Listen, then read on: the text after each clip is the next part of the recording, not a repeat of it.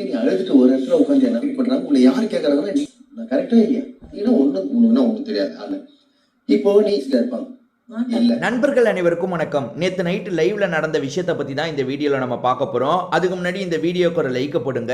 ரெக்வஸ்டா தான் இந்த விஷயத்தை கேட்கிறேன். நீங்க லைக் போட்டீங்கன்னு வச்சுக்கோங்களேன், இந்த வீடியோ இன்னும் கொஞ்சம் பூஸ்ட் ஆகிறதுக்கு ஹெல்ப்ஃபுல்லா இருக்கும். அதனால தயவு செஞ்சு லைக் போடாம இருக்கவங்க ஒரு லைக்கை போட்டு கண்டினியூ பண்ணுங்க. இன்னும் நம்ம சேனலை சப்ஸ்கிரைப் பண்ணாம இருக்கீங்கன்னா சேனலை சப்ஸ்கிரைபும் பண்ணி வச்சுக்கோங்க. நேற்று கானா வினோத் தான் வீட்டு தலையா மாறி இருப்பாரு. உங்க எல்லாருக்குமே தெரிஞ்சிருக்கும்னு நினைக்கிறேன். அதனால கானா வினோத் இருக்கார்ல, நைட்டு எல்லாருமே கேதர் ஆன மாதிரி ஜாலியா பாட்டு பாடலாம், ஃபன் பண்ணலான்ற மாதிரி சொன்னாரு. அந்த மாதிரி எல்லாருமே நைட்டு ஒரு 2 மணி நேரம் கிட்ட ஜாலியா மாத்தி மாத்தி பாட்டெல்லாம் பாடி ஃபன் பண்ணிட்டு இருந்தாங்க. அப்ப சாண்ட்ரா மட்டும் என்ன பண்ணிட்டாங்கன்னா வெளியே போய் படுத்துட்டாங்க. அதாவது எனக்கு டிஸ்டர்பன்ஸா இருக்குன்ற மாதிரி சோஃபால போய் படுத்துட்டாங்க. அதுக்கப்புறம் எல்லாம் முடிஞ்சதுக்கு அப்புறம் பார்வதி வந்து சாண்ட்ரா கிட்ட பேசிட்டு இருக்காங்க. வழக்கம் போல தான் சாண்ட்ரா வந்து இவங்க விஷயத்தை புலம்பிட்டு இருக்காங்க.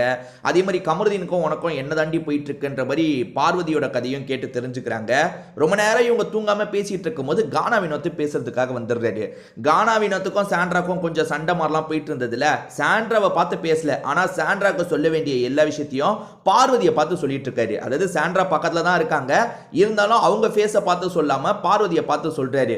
உங்களுக்கு தான் அட்வைஸ் சொல்றேன் புரிஞ்சுக்கோங்கன்ற மாதிரி சில விஷயங்களை பார்வதி கிட்ட சொல்றாரு.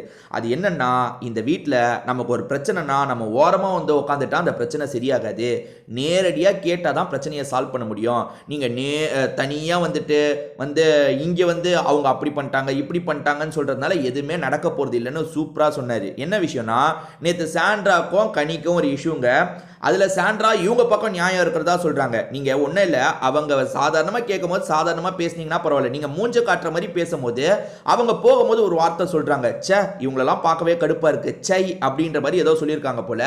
அந்த செய்யின்னு சொல்லிட்டாங்கன்ற மாதிரி சாண்ட்ரா வந்து சுபிக்ஷா கிட்ட சொல்லி அழுதுட்டு இருக்காங்க. நீங்க யோசிச்சு பாருங்க, நீங்க மூஞ்ச காட்டிக்கிட்டே தான் போறீங்க கனி கிட்ட. கனி இந்த கப்பை எடுன்னு சொல்றாங்க. நீங்க நார்மலா பேசினா அவங்க நார்மலா பேசுவாங்க. நீங்க ஒரு மாதிரி மூஞ்ச காட்டுற மாதிரி அவங்களுக்கு ஃபீல் ஆகும்போது செய்யின்னு ஒரு வார்த்தை தான் சொன்னாங்க. அதுக்கு நீங்க அழுதுட்டு உட்காந்துட்டீங்க. ஒன்னும் இல்ல, கானா வினோத் என்ன கேட்கிறாருன்னா, அவங்க செய்யின்னு சொன்னது உங்களுக்கு அஃபெக்ட் ஆகுதுன்னா ஏங்க என்ன செய்யின்னு சொல்றீங்க, அப்படி சொல்லாதீங்க அப்படின்னு நீங்களே கேட்கலாம்ல. அதை விட்டுட்டு இங்க வந்து எல்லார்கிட்டையும் புலம்புறதுனால என்ன ஆக போகுது? திவ்யாவோட விஷயத்திலேயே இதே தான் இவங்க பண்ணிட்டு இருக்காங்க. திவ்யா கூட ஒரு கிளாஷ் வைங்க, திவ்யா ஏதோ சூழ்ச்சி பண்றாங்கன்னே வச்சுக்கோங்க. உங்க கணக்குப்படி திவ்யா உங்களை வந்து டேமேஜ் பண்றாங்க, உங்க ஹஸ்பண்ட் பேரை நல்லா யூஸ் பண்ணிக்கிட்டாங்க, பிரதர் மாதிரி யூஸ் பண்ணி காலி பண்ணிட்டாங்க. இதெல்லாம் உங்க மைண்டுக்குள்ள ஓடுதுன்னா நேரடியாவே அடிக்கலாம்ல. நேரடியாவே வந்து திவ்யா நீ இப்படி ஒரு சீப்பான கேம் ஆடிட்டு இருக்க, என் ஹஸ்பண்டை யூஸ் பண்ணி இந்த மாதிரி நீ சேவ் ஆயிட்ட, என் ஹஸ்பண்டை அனுப்பி விட்டுட்ட, எதனால சொல்லாமே, என்ன ஆயிட போகுது? இந்த வீட்டில் என்ன கொலையா பண்ணிடுவாங்க? பதிலுக்கு அவனுங்க ஒரு கொஞ்சம் குற்றச்சாட்டை எதிர இருக்கவங்க வைக்க போறாங்க, அவ்வளவுதானே நடக்கும். கானா வினோத் தெளிவா சொல்றாரு, எதனால பேசிதான் ஆகணும், தப்போ சரியோ நம்ம நினைக்கிறதா அவங்க கிட்ட நேரடியா சொல்லிட்டு அவங்க பதிலுக்கு பேச போறாங்க. ஏதோ ஒன்று நடந்து அந்த இஷ்யூ முடிய போகுது.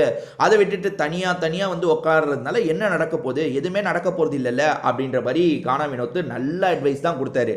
பிரச்சனை என்னன்னா, சாண்ட்ராவோட கேம் பிளானே இதுதான். என்ன கேம் பிளான்னா, தன்னை எல்லாருமே கார்னர் பண்ணுற மாதிரியும் தான் ரொம்ப கஷ்டப்படுற மாதிரியும் ஒரு ட்ராமாவை கிரியேட் பண்ணிட்டு இருக்காங்க. பட் அது எடுபடாது. ஏன்னா வந்து மக்கள் வந்து பார்ப்பாங்கல்ல, உண்மையாலே எல்லாருமே டார்ச்சர் பண்ணி இவங்களை கஷ்டப்படுத்துறாங்களா இல்லை இவங்களா ஒதுங்கி இருக்காங்களான்றதை மக்கள் பார்ப்பாங்கல்ல. ஸோ சாண்ட்ரா அவங்களோட நடிப்பு பணியாக ஆரம்பிச்சிருக்காங்க. சக்ஸஸ் ஆகுதா இல்லையான்றதை நம்ம பொறுத்திருந்து பார்க்கலாம். இதை பற்றி உங்களுக்கு கருத்து இருந்தால் கமெண்ட்ல சொல்லுங்க.